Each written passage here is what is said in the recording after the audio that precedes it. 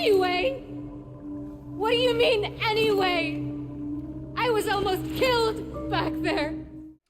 My notes for this scene coming up. There are a few things I want to talk about beforehand and a few things I want to talk about afterwards. I was rewatching the scene and I wanted to pick out what track we actually hear on the soundtrack during it. And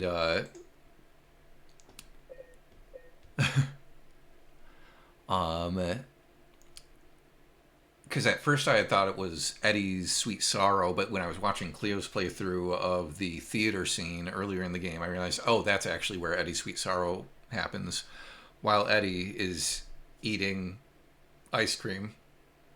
Eddie's Sweet Sorrow. And when it came to this one, I was watching the scene and I was like, oh, this is kind of one of those more ambient tracks. And how am I ever possibly going to find it in the like many ambient tracks that have names like Arcane Disconsolation and Unearthly Betrayal or something like that? And then there's a track that's just called James Find Eddie in Prison. And I'm like, oh, well, that makes it easy. You'll notice part of the reason I'm not going to be bringing up the piano as much for the music stuff that we're talking about in this section is because we're moving away from any sense of tonality or consonance or home key or like anything that sounds familiar. The game is getting darker, it's getting more disturbing, it's getting more unnerving, and so we're abandoning any idea of key or scales, or if we're using them, it's in a very manipulated way where it's like in contrast with like different things that we contrasting with each other. Akira Yamaoka is really getting into the more like noise and ambience part of the game's soundtrack. And this track upcoming in particular is pretty sparse in its arrangement. Like there's a drum and there is something that almost sounds like a chime of some sort. And that's something else that I've noticed throughout like many of the Silent Hill soundtracks is when things start to get darker and more disturbing, Akira Yamaoka tends to thread in stuff that sounds almost like primitive and tribalistic. I think in some cases he's trying to connect stuff to the town's cult, and in other cases he's just trying to like tap into those kind of like basic instinct things and like on a subliminal level get your mind thinking about like basic instinct, fight or flight, like early times where it was just like survival of the fittest. Again, tapping into that almost like primal instinct in a way that is like, oh, we're moving away from the higher, more like enlightened thought, and it's just like, no, we're getting into kill or be killed, survive, that sort of mentality. And I think that's how he reflects that in the music, moving away from traditional harmony and melody, and moving away from traditional instruments, moving away from contemporary instruments into more primitive or tribalistic sounding instruments. All right. One thing that I want to point out up here, we've got this body at the table, like it's dead. I think even before you get close to it, anyone who's been playing this game long enough is like, that's a dead body. It could be another James corpse. Couple things that I want to point out right at the beginning of the scene are the type of jacket that the corpse is wearing, and also the table. This is something I didn't even realize until I was rewatching the scene in the video that you sent me, Cleo. Something that detail that I hadn't noticed, that I'm sure other people have noticed, but I was like, holy shit. So let's get into it.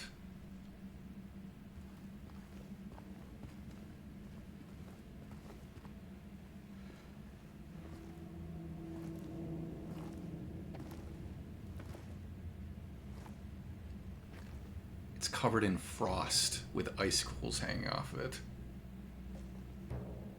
Ain't no big deal. Just put the gun to their head and pow. Eddie? Oh, hi, James. What happened here? Who was that? I don't know. He just came at me. Okay. So he attacked you. And you shot him. Yeah. Yeah, that's right. He made me... Calm down. Frame rate. Why he would do that? I don't know. Came out of nowhere. Tried to sneak up on me in the dark. Footsteps, so I turned back and he was right there. Hell, that he wanted to hurt you. Well, yeah, I mean, the way he looked at me, I just had to do it. He looked at you? I thought you said he came at you. Yeah, I mean, I could see it in his eyes. His eyes. He kept looking at me, making fun of me. And I told him not to, but he didn't listen. Eddie, you can't just kill someone because of the way they looked at you.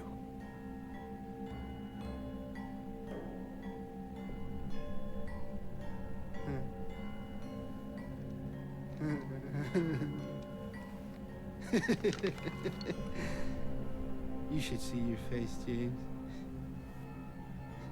I was just joking. The guy was dead when I got here. I got you, didn't I? Well, anyway. Anyway. I better get going. Wait. You're gonna go out there alone? Yeah.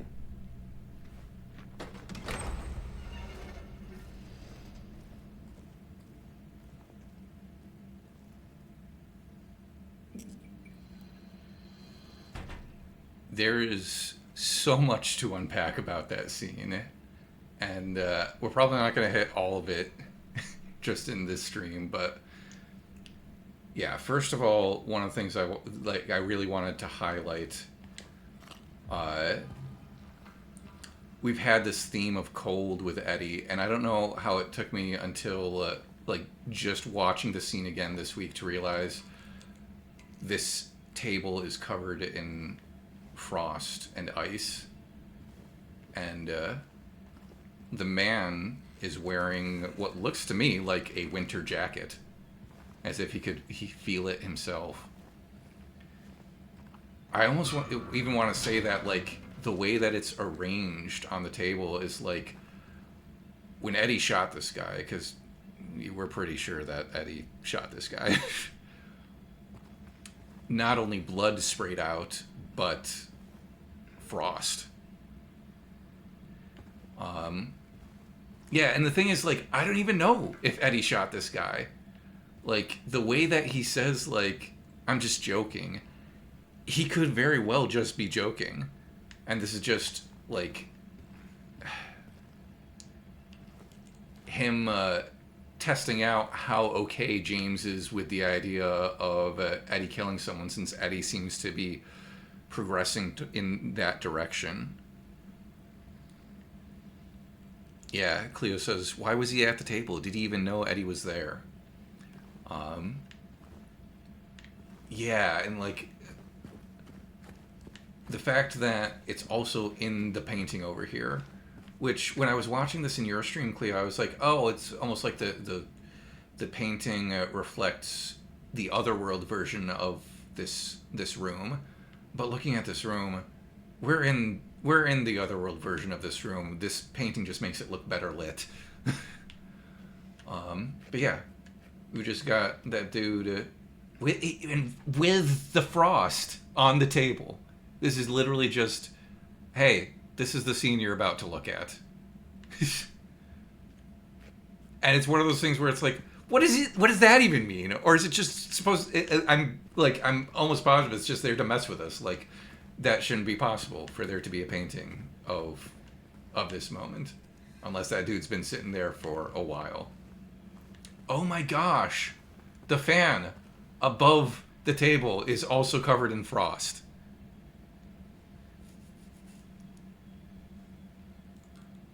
It's also very clearly James in the painting. Yeah, you're probably right, Cleo.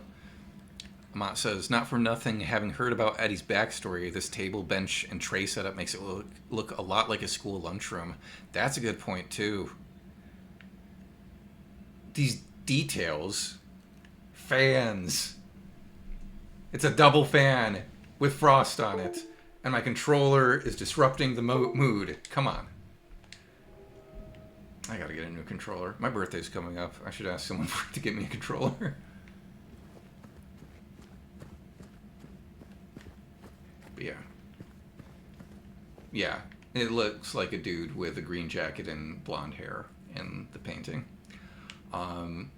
And here's where, like, talking about these corpses, specifically ones that could have been killed by Eddie, later ones that were almost positive were killed by Eddie.